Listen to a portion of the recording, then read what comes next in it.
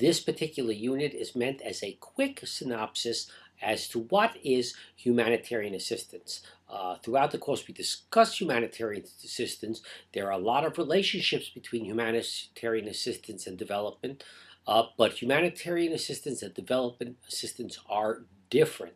They're not the same, and sometimes they actually compete.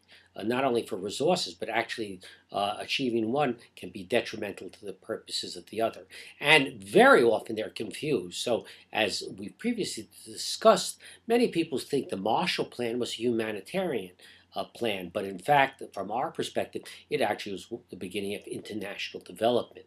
It substituted for what had been humanitarian assistance, and which was proving inadequate. So this is quickly about what is the structure of humanitarian assistance? What is it? What are some of the key points? Very quick review.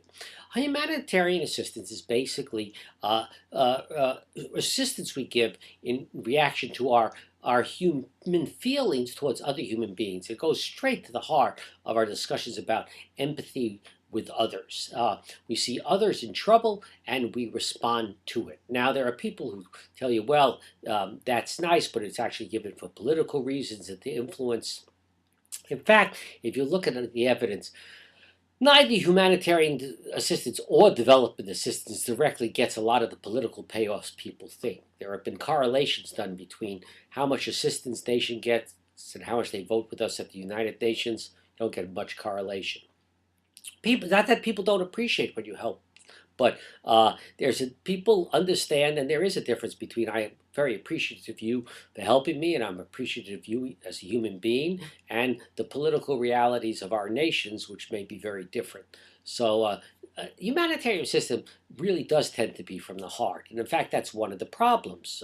You can raise a lot of money very often by showing a child in need. With big eyes and tears and no clothes. It's much harder to raise money when you tell people, gee, I need money to send this kid to school and give them electricity so they can open a shop and help them have a healthy family. And that becomes something big and theoretical and long term. Why, if I see a starving child, it opens my heart and very often opens my wallet.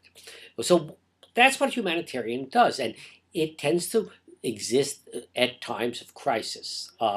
Particularly when people don't have the basic needs. It tends to be in response very often to natural disasters, and some man-made disasters, but war, famine, drought, conflict is more and more coming in, ecological disasters, mudslides, crisis situations where people suddenly really can't fend for themselves. They can't survive. They don't have the wherewithal to survive. And it responds with what are generally the basic necessities of life: food, water, shelter. And it pours these in large amounts. And that's basically what most of it is. Along with the food, water, and shelter, sometimes there are funds to help people buy things. Occasionally, there are secondary supports, such as setting up emergency education provision. But it really still is all around putting together the necessities that people need under dramatically crisis situations. Now, one of the things we'll have to deal with in development and humanitarian is crisis situations exist within even a larger context. So I may have a flood, I may have an earthquake, but also, is it in a country that's at peace, or is it in a country that's at war? Is it a country with a stable government or a non-stable, a functioning government or a non-functioning government? So one of the themes that we have to be careful about distinguishing is between the crisis that caused the immediate problem and what might be an underlying crisis situation, which can greatly hamper the nature of the response.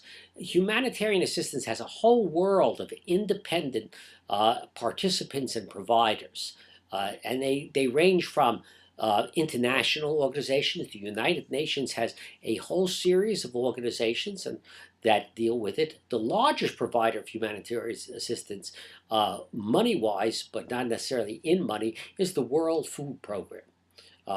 Which goes in there with food, which is an absolute necessity a majority of circumstances. But then it has a separate agency that deals with refugees, and then the World Health Organization goes in when there's a health problem. So it has several organizations. Most bilateral donors may have special organizations. The United States has, under USAID, has an Office of Foreign Disaster Assistance that generally handles its humanitarian aid. Then there's a whole world of organizations that specialize in the International Rescue Committee, the International Red Cross, Médecins Sans Frontières, organizations that specialize in providing international humanitarian assistance.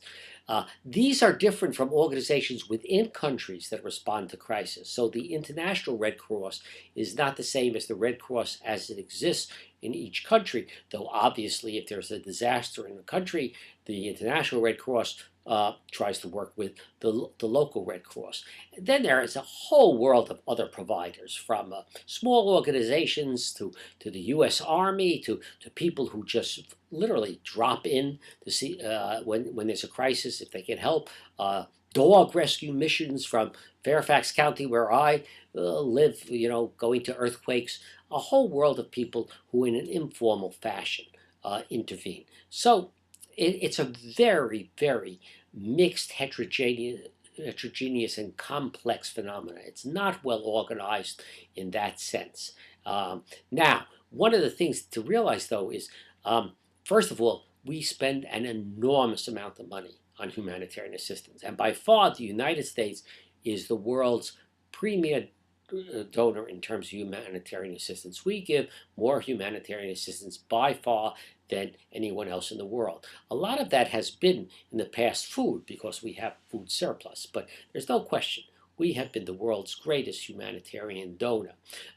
That's something that we can, I think, be proud of, except what is also there is that much as in other fields like medical care, we spend so much money on humanitarian assistance that sometimes the question arises, are we spending so much in a crisis that we really can't respond when there isn't a crisis? Might there be better uses of our money? And that's going to come up later when we try to see what are the alternative investments in development versus humanitarian assistance. And in this regard, there's also the fact that humanitarian assistance, tends to be a difference between short-term and long-term humanitarian assistance.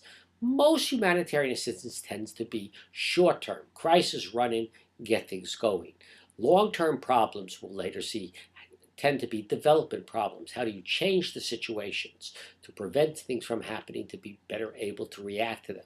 But there is long-term humanitarian assistance, particularly in the question of refugees. The world is filled with refugees. You can take satellite photographs and you see major refugee cities around the world, places where people as refugees have lived for years and years and years. And that's tied not only to the crisis, that's tied to the politics of when people do become refugees. Can they return home? Are they allowed to return home, particularly if they've been chased out by conflict or if conflict is preventing them? So you get this phenomenon now of long-term humanitarian assistance that's very different than what was classic humanitarian assistance, much of which was short-term. With long-term humanitarian assistance, you then get secondary effects. You actually get people whose future is tied into the humanitarian assistance they receive. A dramatic example of this is in very chaotic situations like decades of conflict in Sudan. The only good education available to Southern Sudanese was in the refugee camps. And so you had young Sudanese walking literally hundreds, thousands miles to become refugees so they could go to school in the refugee camps. And today we have in the United States some outstanding Sudanese who are graduates from these refugee camps. You also get nefarious things. Things happen in refugee camps, and people and groups form that later can become political and even military realities.